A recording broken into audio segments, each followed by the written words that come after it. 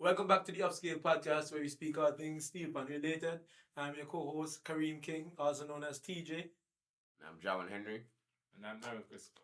Alright, so today we have a nice episode for you. So we'll be discussing the steel pan and the steel pan in different settings and how we apply the use of different genres within that, or how the genres fit into and onto the steel pan. Alright, so anybody wanna take first? What are some of the settings that we can talk? Are we discussing?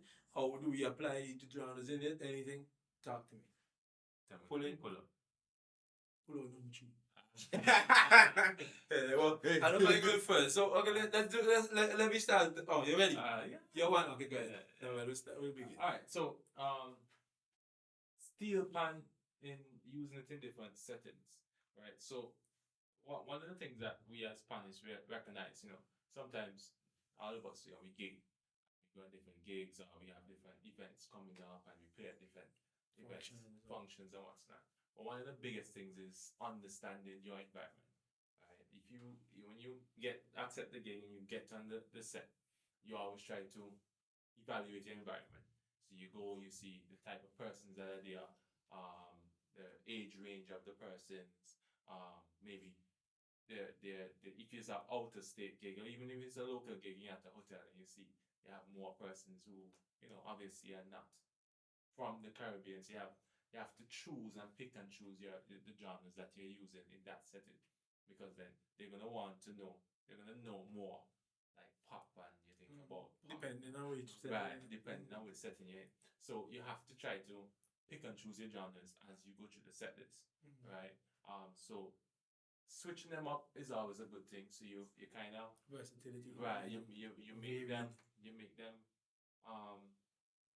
combine throughout the list. So it's not just you're starting up with all soca and you're doing all calypso, but you're switching it up, right? So you're going from, maybe you started with a pop, right, to get their attention, you're getting it, and then after the pop you switch it up to a it's a use it to slow it down with a reggae, because reggae is something that a person's always knowing. Also, not just the genres but the artists, right?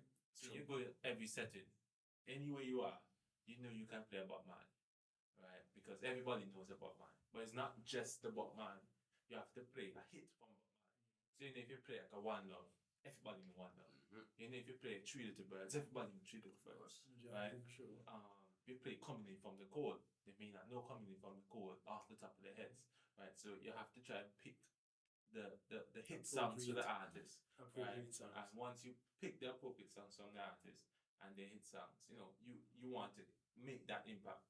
Because one of the things I always try to tell persons, we are entertainers, right? And as much as possible, you have to entertain, right? So our job, when especially when you're booked at hotels and what's not, they're not putting you down as the general category that you're on is entertainment, right? And so they're looking for entertainment. Not entertainment for the guests. And the guests are looking to be entertained.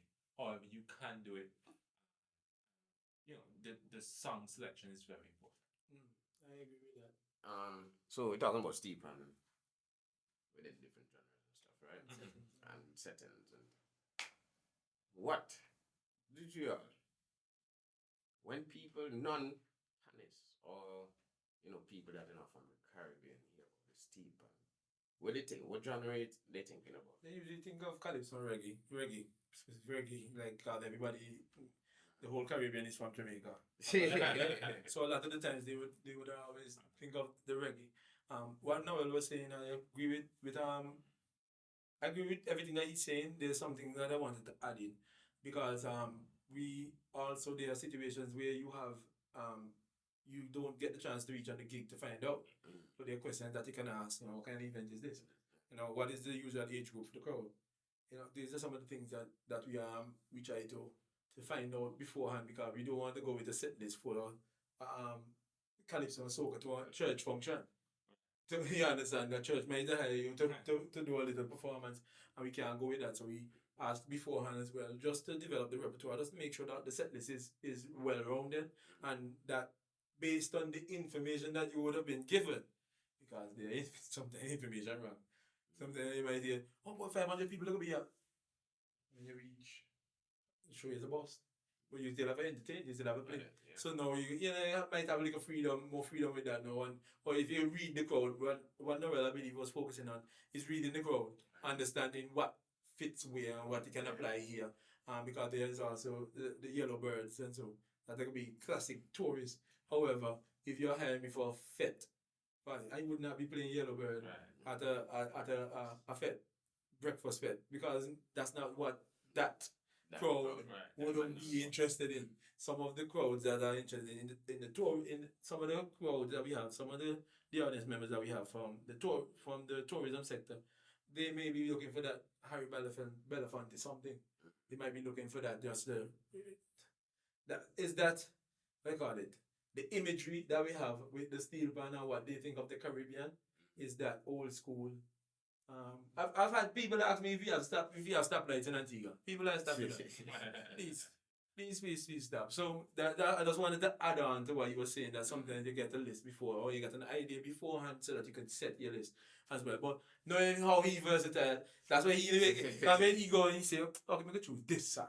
We can play this one. So you No, what I do when I go on the gig, I evaluate the environment. You go on Once I'm setting up the plan, I look at the age range, look at the persons that are there and what's not. And I have my list. My list is always on my phone. Right, all the songs that I know on my phone. So then what I do for my select crowd, I would look at my list and I pick my songs for the night. Good.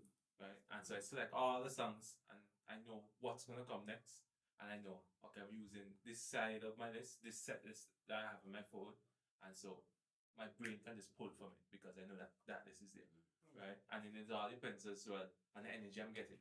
If the crowd is on the dance and everybody's dancing now, and I'm playing like Bobby would know and what's not when I go on playouts. Maybe Kamau as well. If persons John T as well, he's at gigs and so when we play we play the song Bruno Mars, Just the Way You Are. And a lot of times we play Just the Way You Are, you know. And that's the drive. You had the drive going, right? And then persons will be in the dance when they're dancing. So you can't come out to that and go into one love. You're breaking the pump that's going on. So you go into get up. You're keeping that energy going. And after that you can go into keeping the energy. Since the energy is there, and after that you can cool it down with like a reggae and what's that and get the dance so rocking. Right? So it's always about the different setting. Right, the setting and the energy. Because as I said, we are there to entertain, and so you're looking at keeping the heart pumping. Because that's what DJs do. You put the DJ on the artist on your fet.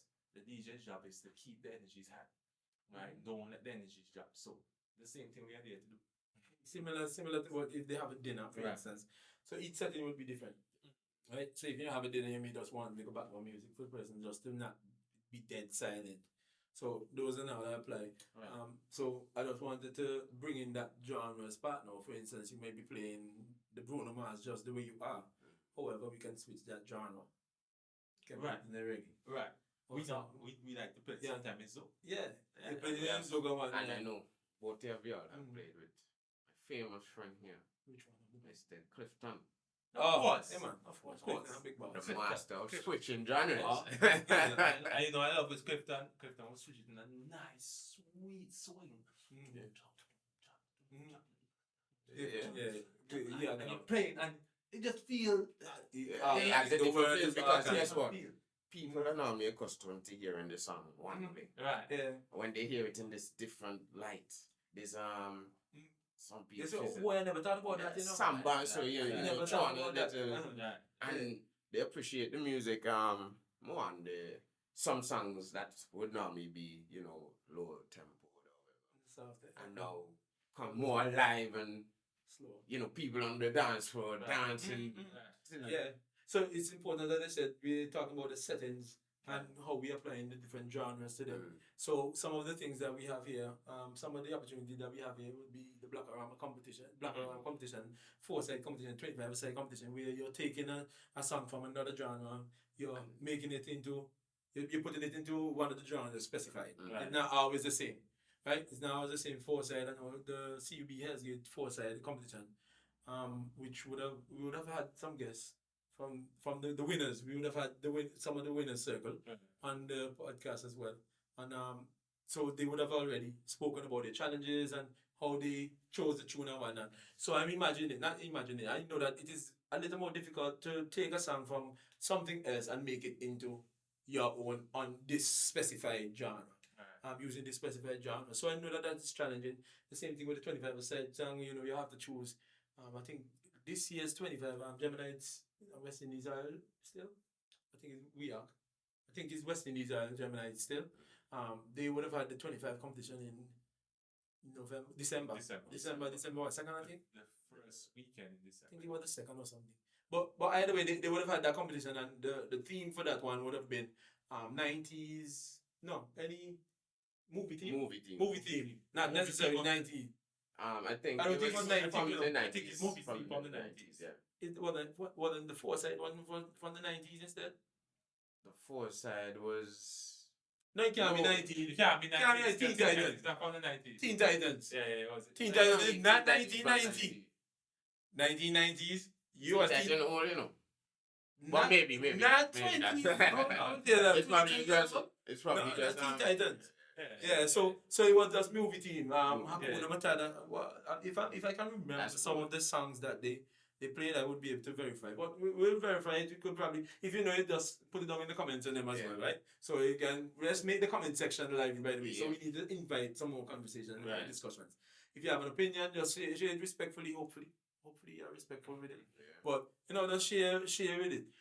So when I was speaking about the 25 side, it's just the manipulation of the genres or the different styles of music that we use or we encounter playing steel pan and being engaged in the steel pan setting. There's also something that one of my lecturers would have told us is that because the steel pan we are a new family instrument, right? So we never had the backing in terms of music like some of the other instruments. So violin, hundreds of years of that. You have piano. We have all those things having a wealth of music composed for them. Mozart would have composed, Bach would have composed for them, but Bach had never composed anything for Steve Band. So now we have to take their work and now adapt them for what we want. You understand? So that gives us it's a little challenge. It's a little more challenging sometimes to find appropriate songs because some of the times when you're composing in the 1800s, you're not composing and say, boy, a steel pan will play this. A steel pan will play this. You understand? Or the steel pan, this song good on steel pan. So we now have to take them and take them from different genres and make them ours. And not only that, the setting as well. We have to make sure that our setting is, we appropriating them properly. We are applying them properly. Definitely. So what are some of the opportunities that you get to showcase this? You mentioned the 4 side, you mentioned 25 side. Are there any others where you get a chance to to manipulate and to experiment with different genres depending on the settings? Of course, there's the also soothe. That's it, and showcase as well. Showcase is the one. Yeah. So showcase, you have soothe there. You can actually put your own spin on whatever it is, and especially niche. original work. Soothe really specialize in original content. That's it. Yeah. A lot of original work. So you will have a 1 or 2 tune, but a lot of the persons who are creators, it's definitely a good look for them. Definitely a good look. One of the you said soothe, you said showcase. You have any to add? I have one to add for sure, and one that I'll probably forget about. I'm think. Go ahead. It hasn't happened in a couple of years.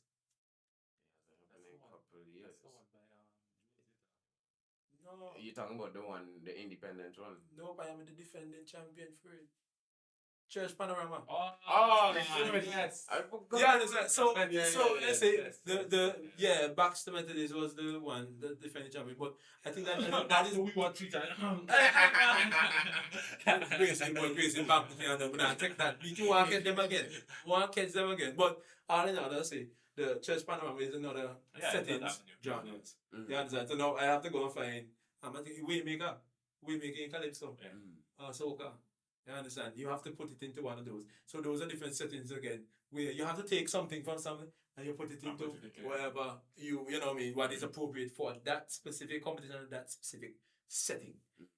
So the steel band continues to be versatile, right? We continue to push the boundaries and push the boundaries, just continue to push it as we go further.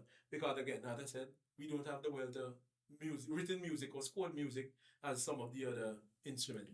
So we steel band players, look, I will take up everything, anything, classical, every single thing. Bebop, we try to take everything and try to learn. And I believe that's why a lot of the times we are that creative, because we would have been, we didn't get, so we had to take and adapt to what we have or what we would have been experiencing. You travel, you get a different genre, you say, okay, cool, yo, me hear this beat over, so let me bring this back there. And that is what will help you to develop. So, I just want to encourage persons as well, listen to other things. Listen to other things. I could speak a little bit on Afro-Cuban, or my experience in the Afro-Cuban ensemble at NIU as well. But for now, we're going to be wrapping up. Not wrapping up for the break. So we're going to be taking a short break. And when we come back, we'll discuss some more on the genres and different settings and how we would have experienced that. So we'll be right back.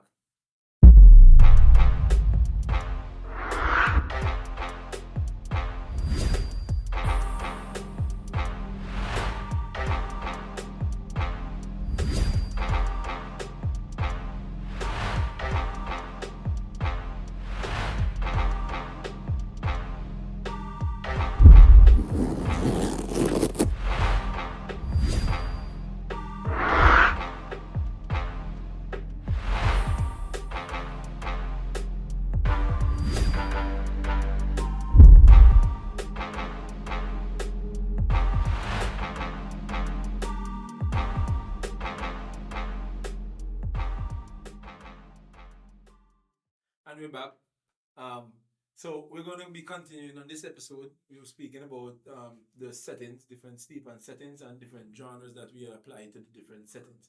So we would have touched on the different events that we have here in Antigua and Barbuda, the Blackaramas, the different competitions where it will basically the goal is to take a song from another genre and put it into one specific genre, or to feature a genre, because it's not only one specific genre for that event. It may say, okay, you need to have starting calypso and then have one other genre for instance. So we would have touched on some of them, the Blackarama, the 4-side competition, 25% competition and whatnot. We would have touched them. So we're going to look at different settings, or more settings, some different settings in terms of the way the steep band is applicable or has been applied or performed before. So one of the settings I would introduce would have been when I was studying in fact, when I studied in UE as well, we as I say, Pan is just incorporated into a lot of the different things. They have combo bands and the tenor player in the combo band, right? So it's not necessarily a steel band, but they actually have their function within that setting. And one of the things that I want to touch on is the classical setting, as that classical space where we have conductors conducting the steel band. So I would have had the pleasure of playing along. So I have a lot of my colleagues in with the NIU, especially NIU Steel. Let me see what the full name. It's not All U Steel Band. All U Steel Band is the junior one. NIU Steel. It's supposed to be NIU Steel, right? World Steel Band, I think. So I would have played one of my favorite songs, Jupiter. Gustav Holst. I remember being conducted. It was transcribed by, I think, a co-elite. Big up yourself, a co as usual. A co-elite out of Trinidad, who was my fellow grad assistant at NIU as well. Transcribed it, and I believe that Greg. What is Greg's surname? Greg. I can't remember Greg. I think it's Greg and Akua who did the transcription for Jupiter. So we were conducted by Dr. Wooten. Right, big boss. Yeah, he was my conducting teacher as well. So the opportunity when imagine you're on a stage and everybody's just there waiting. Different. It's a little different than when you have a panel. Everybody, you have to be in focus and you have to be looking at, okay, where's the hand?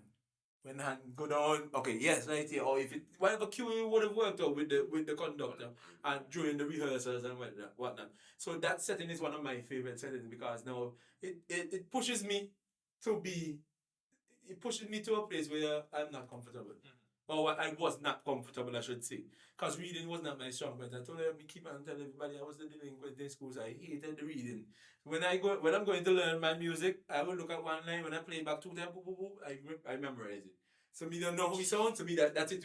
Me now read and try to read. That was never my thing. But with having the opportunity to play like Jupiter, Can, William Tell Overture and whatnot, the same Akua again. The Akua about the transcriptions, boss, right? So I would have had the opportunity of actually being exposed to different styles within the same classical as well, and different styles of conducting, because there are persons who conduct differently. Yep. Some people want to be involved, some people want to use their whole body, but some persons will tell you, no, you're isolated. Yeah. We only need this. This is the only part that you need. Anything else not supposed to be moving. Your body not supposed to be moving. Distract, such and such. So now we would have had a conversation with Mr. Carlis, about the conducting and the directing the listeners' ears and the audience ears. So imagine now, it's not panorama. 100 and something people, yes, for panorama. That's a big setting. But no, you can't hide much. Because in that music, if you play a wrong note in a Jupiter, you're gonna know. Yeah, I'm gonna know. Yeah, definitely. Going to definitely. So I appreciate that setting. That's just one of the settings in it that I really appreciate.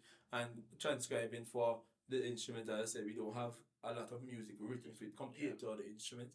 And I just appreciate that we can just take from something else. Hey, I like to hear William Tell. Okay, let me just do that. Yeah. Hey, I like to hear Freddie Lee's. Okay, cool. Yeah, we're doing it for the band. I like that tradition or that culture that we have within steel band. We don't afraid to take up and reggae, everything we got, everything got. Everything we take. So another setting, any setting that you were thinking about. I don't know my favorite setting. Which one? Combo, jazz. Which one? The jazz. Yeah. That's So combo bands. When you say the jazz setting, jazz, thinking you're talking about ensemble, little ensemble, small ensembles. Combo bands. small ensembles. Just the putting that sound to the steel band, and you can hear like persons that would have been very influential, like Andy Narell and stuff. Definitely. And then you have Len Boozy Sharp that have done some stuff. And think that sound to the steel band is just awesome because as I said before, people normally associate steel band with calypso and thing. And the steel band is very versatile, a very versatile instrument. And putting these different genres, sounds and stuff to the steel band, it just shows how versatile the instrument is. And definitely. So the jazz cover, I definitely agree with that as well. It was awesome. Kind of played in some of those ensembles as well. So I have an appreciation for it, definitely, and I love it. I love combo bands, and you learning from the bass guitar and the bass player. The bass player say, "Hey, what are you doing over there?" That interaction is more intimate to me, versus the panorama setting and the classical setting to me. You know what I mean? So, what else do you have? Do you have anything else I have in mind? Well, for me, I wouldn't have worked with like combo bands as yet. I really wish I could. The most combo band I've worked with is like you're playing with a couple of friends and stuff. I play Bobby and stuff. Probably church. Yeah, church. Probably church. We'll have a keyboard. Bass guitar, drummer. This that kind of vibe. But for me, you think about that. Reggae is my genre. It will always be my genre. For real? Yeah. I don't see no reggae, but no soca man. No. If you check my tags and thing, you see Dread, if you check me on WhatsApp, you see my name on WhatsApp. I want to Well, do you know, it. Me never you done know, it. no, I mentioned this song there by Bob Marley. Yeah, I know it makes sense. You know, Baba Lisa, I list those Yeah. back. Like, all the names, I said to myself, coming in from the rain. When I say, well, Coming in from the cold. I mean, like, I can't remember how that when it's Yeah. sounded. I don't know how you remember that. Coming in. And then, okay, you see, me didn't even know that at the time. Okay, Yeah. cool. So reggae is my thing. So most of the times when I've gotten to work with combo bands, you know, the genre I would go to is reggae. We're comfortable. Right. That's why I like, especially, you know, you play, you know, for me, as I said, combo bands is with church. Then you're playing some gospel songs and you're swinging reggae. Swing the reggae, yeah. It's really nice, you know, and you know, you take your solo and then the chemistry is what makes me elated. So when you're playing and then, you know, you may do start running a little bit, and then the drummer, cha. You know, The intimacy with it. Yeah, so you're just like, we're on the same wavelength without being on the same wavelength, right? So we never practice it, but it's just like everybody feel like we practice it. Yeah. So I It's like that. organic. Yeah. I keep on saying about the organic is And seems guess to be organic too. I said something, not to throw off the topic or anything, Mm. but you know, you said something in church and stuff.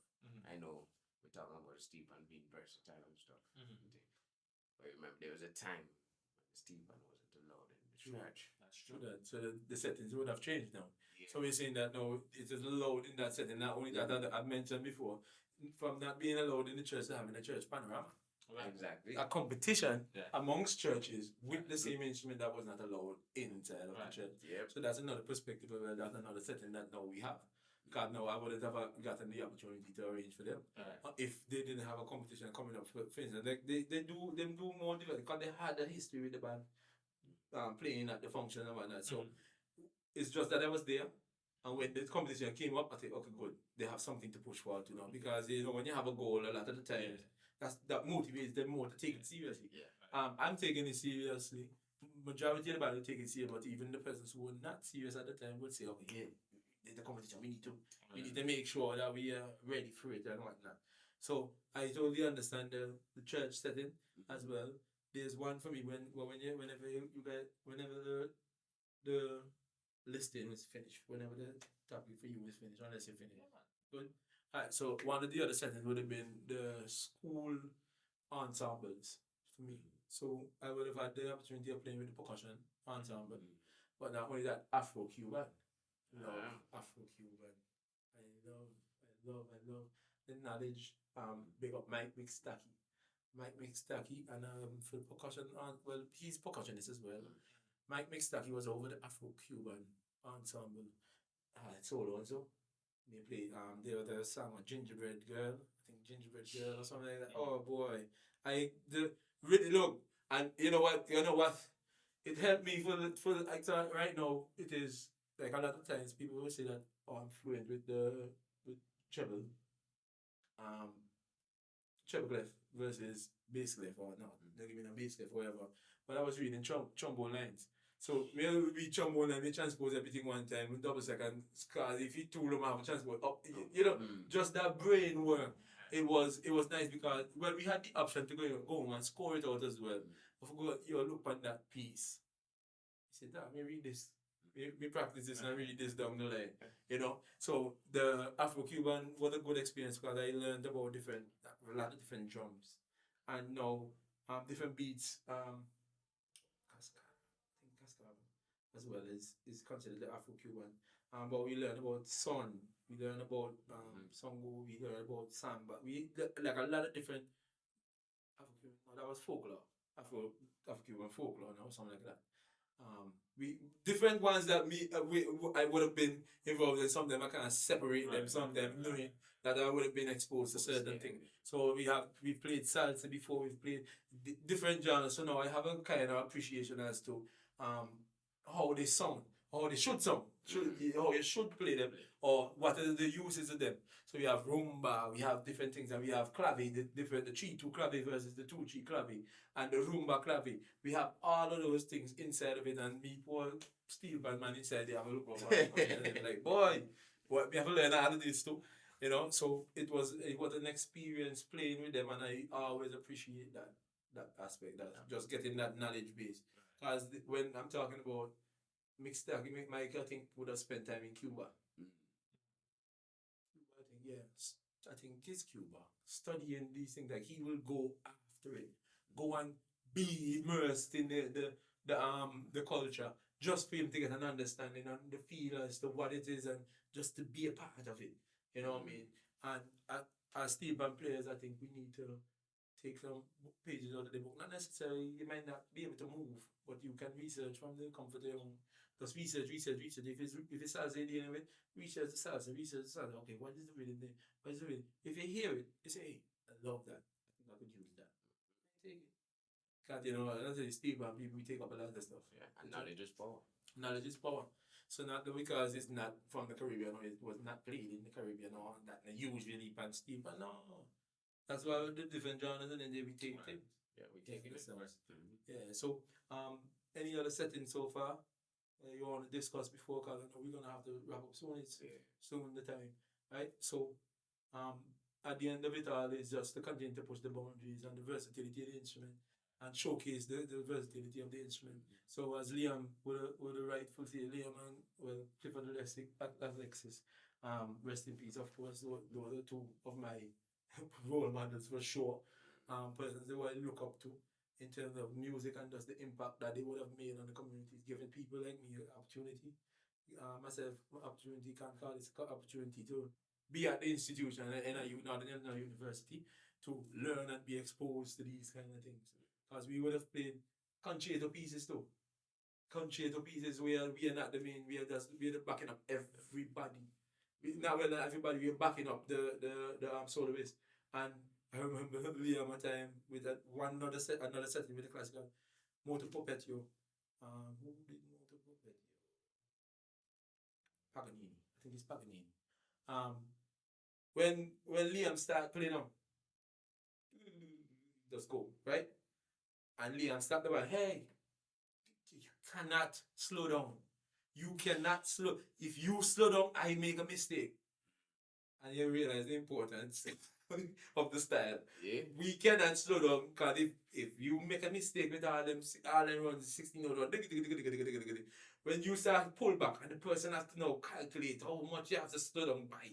Yeah. So you have to appreciate the different genres and whatnot. And now, to go back again with the style and the genres again, the Afro-Cuban, Mike Mixtacky, and I big up Mike Mixtacky, me and Ken will always big you up.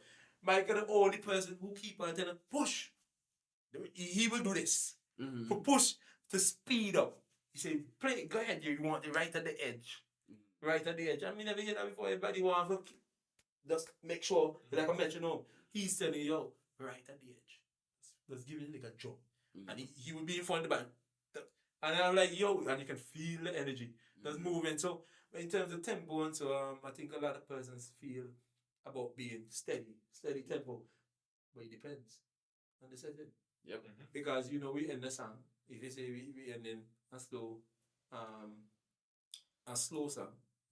Let's just say, ooh, Tanya, let's say we end with that. Pop, the rhythm continues. Push that. Mm-hmm. Speed up. And by the time now, if you get where you want, if you get where you want, but if you can play fast, of course.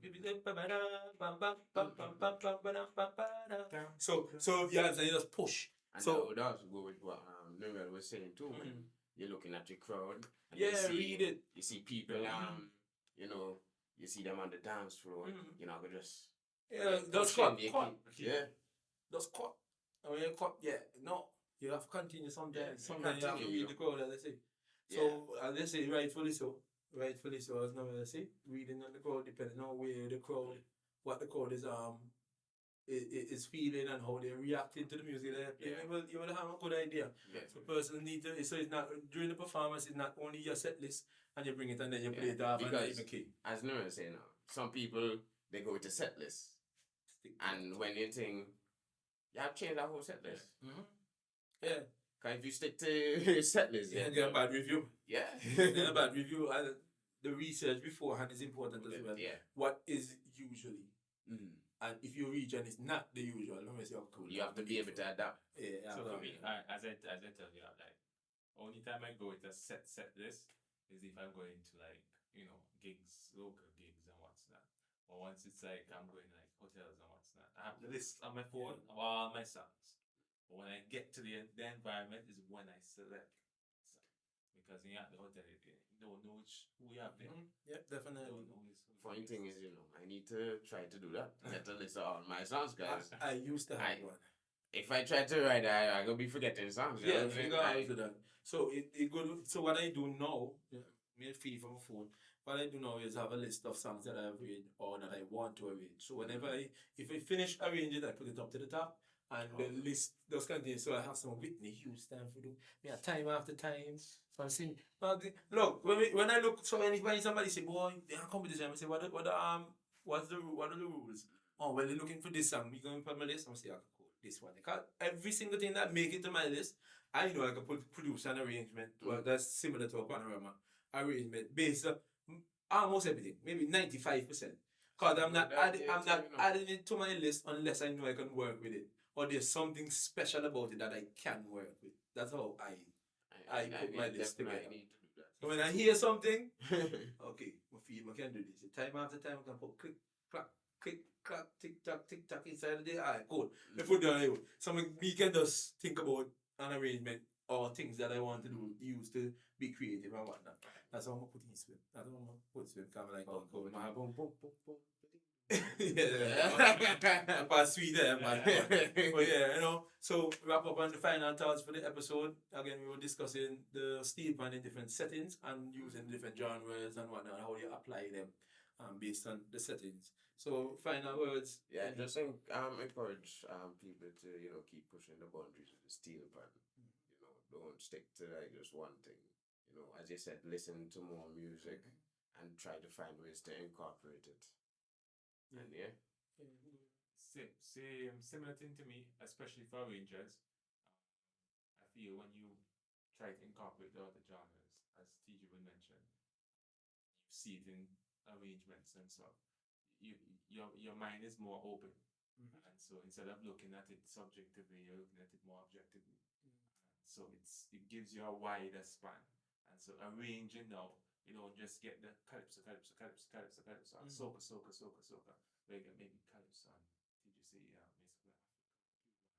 you can mix up with the salsa, you can mix up, but because you're exposed to these various genres, especially classical. Yeah, right. Because classical sometimes you can just keep on pushing the boundaries and trying to always expand your knowledge. Yeah. So you say the salsa. So something else that I want to address. There's a lot of time when people address something, they say on the Latin section. You're just starting thinking about it. As I say, we're gonna be dealing with this 2024. Let's deal with those kind of things. Yeah. Let's be specific. Which one of the how is it just Latin? That's like me saying English music. Which one? You understand? So let us be specific with some of the things because they have different variations that are happening all over the world. Some might not be Afro-Cuban, but it might be Spanish influence, but from Spain. Spain. It might not be Afro. The Afro section might not be there. But you know what I mean? So these are the kind of things that I believe that we need to just continue to research and continue to push so that you're trying to sound different. Yeah.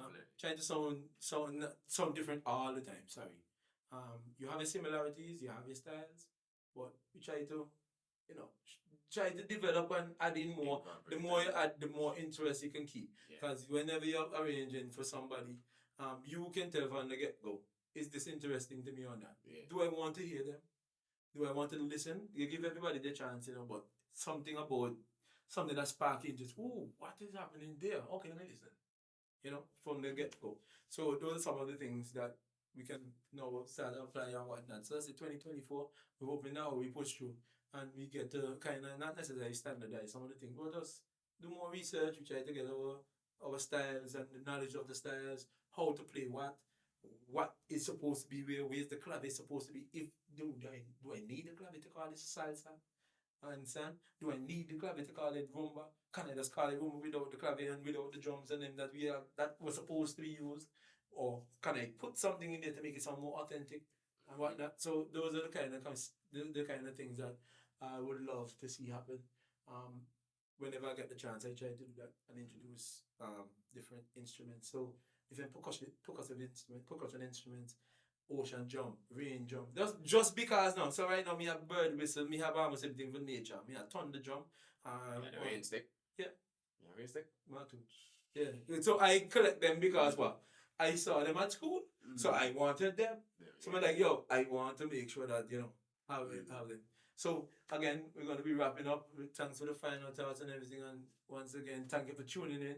Don't forget to like, share, subscribe, follow, whichever one it is on the social.